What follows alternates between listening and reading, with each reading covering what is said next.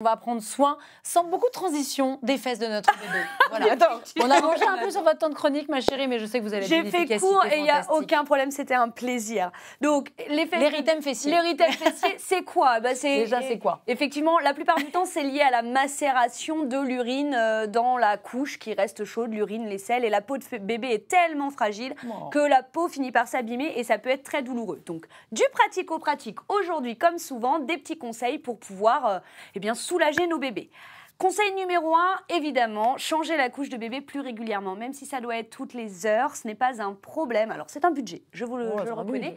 Mais pour autant, ça va être des mesures d'hygiène classiques qui vont nous permettre de limiter le temps de macération et donc de permettre à la peau de se régénérer. Oui. J'ai une question. Est-ce que le bébé est plus sujet à l'érythème fessier dans ses premiers mois? On peut avoir de l'érythème fessier jusqu'à quel âge à peu près? Alors, on peut, en fonction de la peau, de la sensibilité, de la vulnérabilité personnelle, on peut avoir de l'érythème fessier jusqu'à ce que les enfants acquièrent l'acquisition de la propreté, finalement qu'ils ne portent plus 19-20 ans.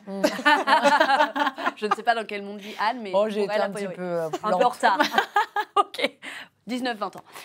Je ne vous le souhaite pas. Quelques mois. Bon, en général, 18 mois, 2 ans, 2 ans et demi.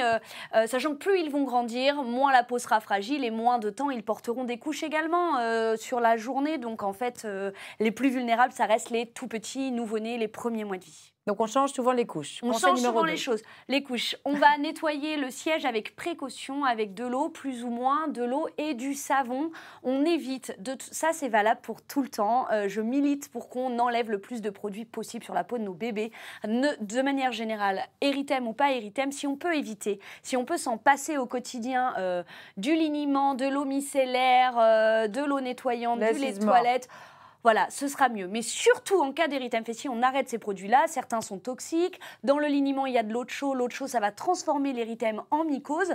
Donc, on arrête tout. On fait de l'eau ou de l'eau et du savon.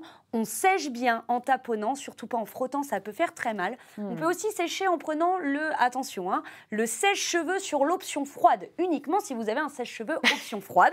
Sinon, ça peut brûler la peau, bien sûr. Mais ça peut aussi nous permettre de sécher les fesses, ou voire même, si c'est possible chez vous, de le laisser quelques minutes, quelques heures, les fesses à l'air sur un tapis. C'est aussi quelque chose de possible. Mais rien de vaut un enfant cul nu.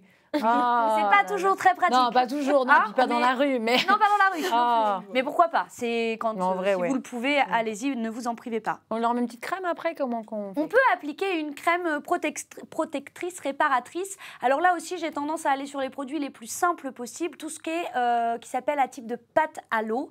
C'est-à-dire, ça va être des crèmes qui vont pas avoir de parfum ni quoi que ce soit. Ça va faire une couche épaisse sur la peau qui va permettre, peau crème, de régénérer la peau, et puis crème fesses d'éviter la macération. On évite le talc, ça a été reconnu comme ayant des risques de développer des cancers de l'ovaire. Oh, Oui, on le sait. De talc Oui.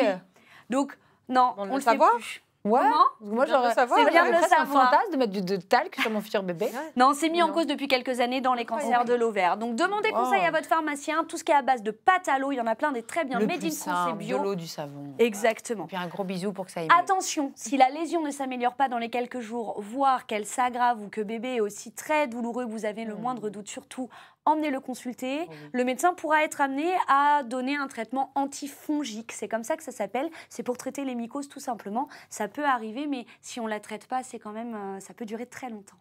Merci beaucoup. Justine Bonté, notre infirmière puéricultrice préférée. Quelle jolie phrase. Prenez soin de vos fesses, mais à tout âge. À tout âge, vraiment.